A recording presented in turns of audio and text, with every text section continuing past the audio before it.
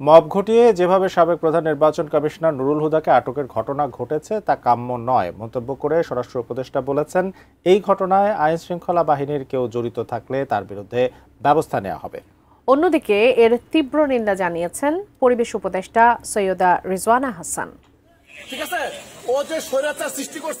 রবিবার রাতে রাজধানীর উত্তরায় জনতার হাতে আটক হন সাবেক প্রধান নির্বাচন কমিশনার KM নুরুল হুদা। তাকে গলায় জুতার মালা পরিয়ে পুলিশে দেন স্থানীয়রা। সামাজিক যোগাযোগ মাধ্যমে সেই ভিডিও ভাইরাল হয়।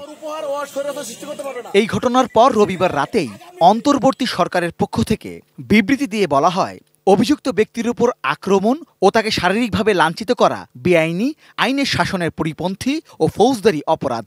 মব সৃষ্টি করে উচ্ছৃঙ্খল পরিস্থিতি সৃষ্টিকারী সবাইকে চিহ্নিত করে আইন শৃঙ্খলা বাহিনী উপযুক্ত ব্যবস্থা নেবে। জেনেক্সে শিফট করো, লাইফকে লিফট করো। এদিকে সোমবার সকালে স্বরাষ্ট্র উপদেষ্টা বলেছেন, সাবেক সিইসি নুরুল হুদাকে ধরার সময় যেভাবে মব করা হয়েছে তা কাম্য নয়। আইন শৃঙ্খলা বাহিনীর উপস্থিতিতে এ ধরনের ঘটনায় বাহিনীর কেউ জড়িত থাকলে তদন্ত করে আইনগত ব্যবস্থা নেওয়া হবে। ওনার যেভাবে করা হয়েছে যে মব জাস্টিস, এটা হলো কোনো অবস্থায় গ্রহণযোগ্য না। এটা কোনো ব্যবস্থায় গ্রহণযোগ্য না। আর এটার সাথে ওনার যে ওই বিভিন্ন ওনার সাথে যে একটা খারাপ দেখছেন চিঠি পাঠায় দিছে, এটা কোনো অবস্থায় গ্রহণযোগ্য না।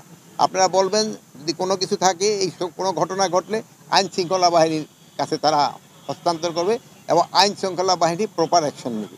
আর ওখানে আরেকটা দেখা গেছে যে আইন শৃঙ্খলা বাহিনীর সামনেও ওনার উপরে করা হচ্ছে।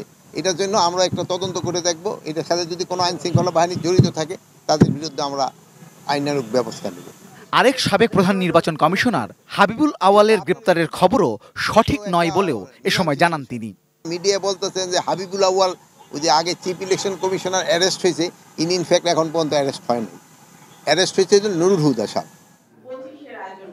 অন্যদিকে সকালে সচিবালয়ে সাবেক প্রধান নির্বাচন কমিশনার KM নুরুল হুদাকে মব তৈরি করে হেনস্থার ঘটনায় তীব্র নিন্দা জানিয়ে পরিবেশ উপদেষ্টা বলেছেন, যারা দায়ী তাদের বিরুদ্ধে আইনি ব্যবস্থা নেবে স্বরাষ্ট্র মন্ত্রণালয়। এই মব জাস্টিস যেটা ঘটলো, মব অ্যাটেম্প যেটা ঘটলো, এটাকে আমরা তীব্রভাবে নিন্দা জানাচ্ছি এবং আমরা আবারও বলছি যে আইনি প্রক্রিয়া গ্রহণের কাজটা স্বরাষ্ট্র মন্ত্রণালয় থেকে শুরু হয়েছে। আপনারা অলরেডি সরকারের একটা বক্তব্য দেখেছেন। সরকার একটা বিবৃতি দিয়ে কেবল নিন্দা জানায়নি, সরকার এই কথাটাও বলেছে যে এই ব্যাপারে প্রয়োজনীয় পদক্ষেপ গ্রহণ করা হবে। Rezon Foyez, AT news, Dhaka.